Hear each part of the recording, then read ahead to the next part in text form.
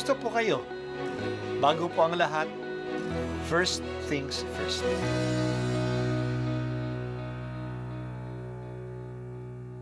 Good morning po. Sinisimulan po natin ngayon ang first things first. At dito po, tinatalakay natin sa unang bahagi ng umaga natin ay ang first readings na binabasa po sa banal na misa. Ito pong tinatalakay natin kasi madalas po kasi marami na tayong alam tungkol sa gospel readings. Pero konti po ang nagsasalita sa first readings. Pero ang first readings, bahagi din po yan ng Biblia, ng banal na kasulatan. Kaya susubaybayan po natin ang mga first readings, basahin po natin at kuminsan kailangan ng basahin ng 2 o 3 beses bago maintindihan kasi hindi po tayo familiar sa mga istorya at sa mga kaisipan na tinatalakay dito. Ang pagbasa mula sa aklat ni Esdras. Noong mga araw na iyon, sinulatan ni Haring Dario ang mga kagawad ng lalawigan na nasa kabila ng ilog. Sinabi niya, ipauubayan nila sa mga tagapamahalang Hudyo at sa kanilang matatanda ang pagpapaayos ng templo. Ang magugugol dito ay kukunin lahat sa buwis na malilikom sa lalawigan sa kabila ng ilog. Akong si Dario ang lumagda sa kautosang ito. Ang lahat ng ito'y dapat matupad ng buong buo. Ipinagpatuloy ng mga Hudyo ang muling pagtatayo ng templo at sila'y nagtagumpay tulad ng sinabi ni Propeta Ageo at Zacarias. Nayari nila ang templo ayon sa sinabi ng Diyos at sa utos ni Haring Ciro, Dario at Artajerjes at nayari noong 3 ng Adar, 6 na taon ng paghahari ni Haring Dario. Nang italaga ang templo, di magkamayaw sa tuwa ang mga Israelita, mga saserdote at mga Libitang nakabalik mula sa pagkabihag. Naghandog sila ng 100 toro at 200 tupang lalaki at 400 kordero. Bilang hain naman para sa kasalanan, naghandog sila ng 12 kambing na lalaki. Isa sa bawat lipi ng Israel, pinagpangkat-pangkat nila ang mga saserdote at mga Levita. Sila'y binigyan ng kanila-nilang gawain at araw ng panunungkulan sa templo ayon sa kautusan ni Moises. At nang 14 ng unang buwan, ipinagdiwang ng mga nakabalik mula sa pagkabihag ang Paskwa. Nakapaglinis na noon ang mga Levita, kaya sila ang nagpatay sa korderong Pampaskwa para sa mga nakabalik sa mga saserdote at sa mga kapwa nila Levita. Ang salita ng Diyos. Salamat sa Diyos.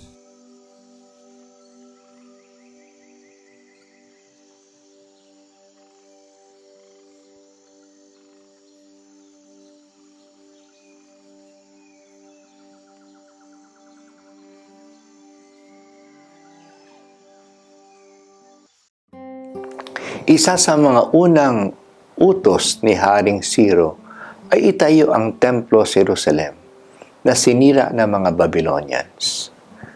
Sinimulan itong gawin ng mga bumalik na mga Hudyo, pero hindi natapos at napabayaan. Kailangan kasi silang magsimula uli ng kanilang hanap buhay sa Judea. Mga 70 taong nakatiwangwang ang lupain ng Judea noong panahon ng pagkatapon. Marami ring ibang lahi na dumating sa lupain, kaya kailangan din nilang isettle ang mga land issues. Mabuti na lang ay may ibang hari ng mga Persians na nagpursigi na ipagpatuloy ang paggawa ng templo. Ginawa ito ni Haring Artajerjes at lalo na ni Haring Dario na nagbibigay pa nga ng utos na ang lahat ng buwis ng mga Persian Empire sa kabila ng ilog Euphrates sa mga lupain ng nasa bandang kanluran ng Persian Empire ay gamitin sa pagtatayo ng templo sa Jerusalem. Pinadala din ng Diyos si Propeta Ageo at si Propeta Zacarias na akitin ang mga tao na tapusin na ang templo upang sila ay pagpalain ng Diyos. Kaya sa wakas, natapos din ang templo noong 515 BC, pagkaraan ng higit na 20 taon na pagtatrabaho dito. Nagkaroon ng malaking pagdiriwang sa pagtatalaga ng templo. Ang daming mga hayop na kinatay at inalay sa pagdiriwang na ito.